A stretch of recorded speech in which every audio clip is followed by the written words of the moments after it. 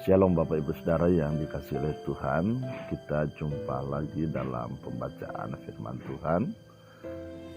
Lanjutan dari pasal-pasal sebelumnya, kita sampai pada 2 Tawarikh 29 dan 30. Nah Bapak Ibu Saudara yang dikasihi oleh Tuhan, kita bersyukur kepada Tuhan kalau sampai hari ini kita masih diberikan kesehatan, kita masih diberikan kekuatan oleh Tuhan, bahkan sukacita untuk menghadapi hari yang baru ini.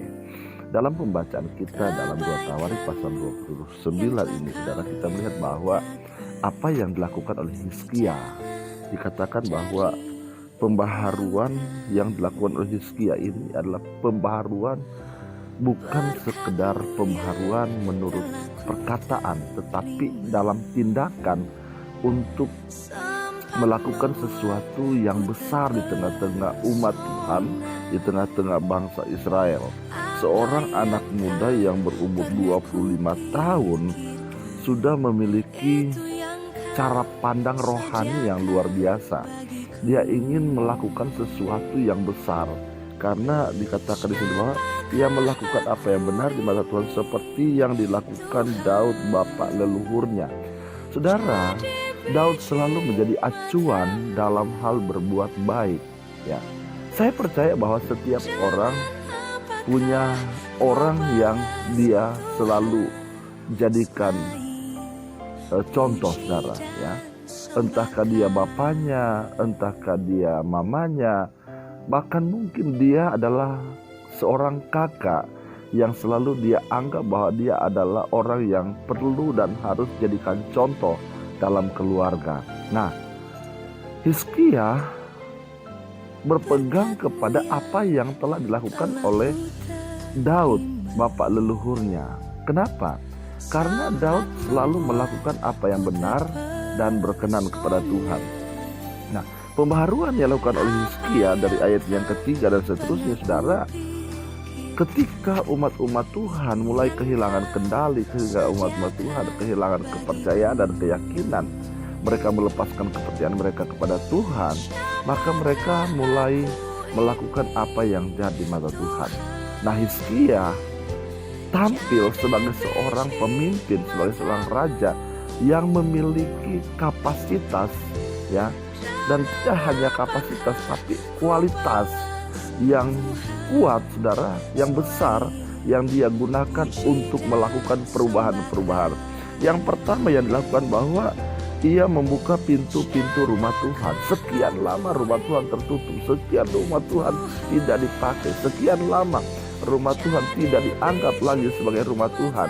Ketika Hizkia tampil, maka Hizkia melakukan sebuah perubahan, yaitu kembali membuka rumah Tuhan, membuka pintu gerbang, membuka pintu rumah Tuhan, supaya setiap orang bisa datang beribadah kepada Tuhan. Ya. Yang kedua adalah Hizkia, dia datangkan imam-imam dan orang-orang Lewi, saudara. Nah, imam-imam dan orang-orang Lewi ini tujuannya apa? Untuk menguduskan orang-orang percaya, anak-anak Tuhan, bahkan orang-orang Israel pada waktu itu yang sudah mulai kehilangan hal-hal yang baik dalam hidupnya. Ya, jadi bangsa Israel ini adalah bangsa yang tegar tengkuk, yang tidak menghargai kebaikan-kebaikan Tuhan yang Tuhan sudah lakukan dalam hidup mereka. Nah, inilah Bapak Ibu Saudara yang kita perlu perhatikan, bahwa ketika kita memiliki sikap yang benar, sikap yang baik, cara hidup yang benar, dan itu akan jadi acuan buat orang lain, saudara. Ya, begitu juga dengan Hizkia, ketika dia melihat apa yang dilakukan oleh Daud, maka Daudlah menjadi acuan.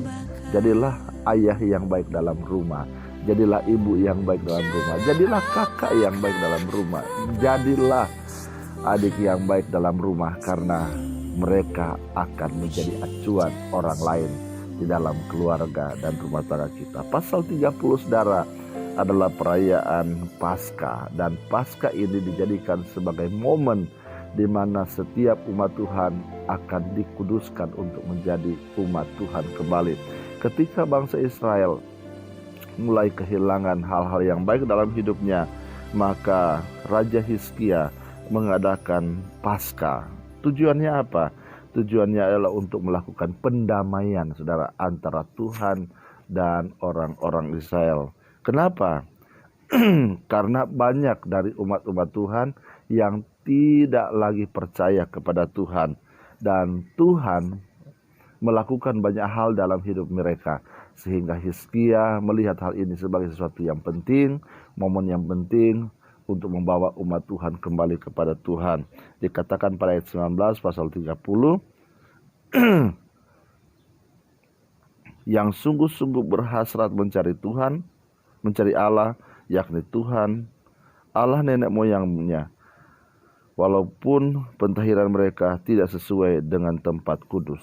Ya. Nah, sekalipun saudara, pentahiran itu tidak sesuai dengan tempat kudus, tapi ketika Hizkia memohon kepada Tuhan, ketika Hizkia meminta kepada Tuhan agar bangsa ini ditahirkan, agar bangsa ini diampuni dosanya, maka pada ayatnya yang ke-20 dikatakan bahwa Tuhan mendengar Hizkia dan membiarkan bangsa itu selamat.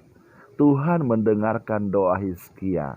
Setiap orang yang memiliki hasrat yang baik untuk mencari Tuhan, Tuhan pasti akan kembali kepadanya. Saudara, sebesar apapun dosa kita, sebanyak apapun kesalahan yang sudah kita lakukan, ketika kita punya hasrat untuk datang kepada Tuhan, kita punya kerinduan untuk datang kepada Tuhan, kita punya keinginan yang tulus untuk datang kepada Tuhan, maka saya percaya Tuhan akan mendengar doa kita. Ya, hari ini saudara, jalani hidup ini dengan baik, jalani hari ini dengan sungguh-sungguh saudara, lakukan apa yang baik, yang benar dan berkenan kepada Tuhan, maka Tuhan akan menolong dan memberkati kita. Puji Tuhan, shalom saudara, dan tetap jaga kesehatan, tetap semangat, Tuhan Yesus memberkati. Amin.